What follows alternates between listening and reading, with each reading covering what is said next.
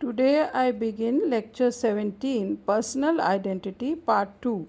Personal identity concerns the way that we experience a sense of ourselves. We now discuss the various criterions of personal identity. There seem to be a continuity in the unique identity of a person, despite changes in situations, circumstances, in the body, mind, and experiences. First of all, we discuss the body as a criterion of personal identity. The body of an infant changes to that of a child and again to that of a youth and then an adult. But still, his personal identity does not change. Not only the body, even the thoughts of the infant to the adult change.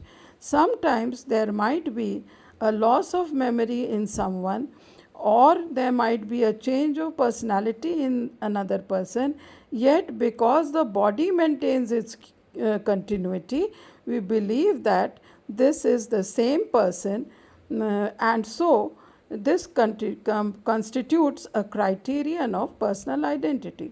But Hospers points out that there are certain difficulties in this matter.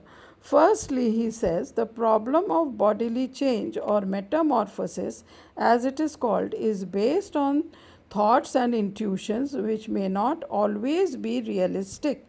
Secondly, he says that sometimes philosophers use thought experiments by giving examples of brain transplants and brain divisions, but these conclusions given in these arguments are mostly insufficient and inconclusive. Thirdly, he argues he feels that personal identity is a belief in selfish interest of a man and his fear of death. Now we discuss mind as the criterion of an identity, the psychological aspect of personal identity. This aspect of personal identity shows that thoughts, experiences, memories, etc. of the past is connected to the present and the future selves of a person. Some kind of continuity is maintained by the psychological events like desires, intentions, etc. Some scholars argue that personal identity is transitive, meaning that a person called A can be like B, psychologically continuous, and again with C, so that we can say that A is actually C. But here again, Hospers points out certain difficulties in psychological continuity. He says that memory and personality traits do not fully explain personal identity. Hospers argues that qualitatively A, B, and C might nearly be the same, but that does not mean that they are exactly one and the same person.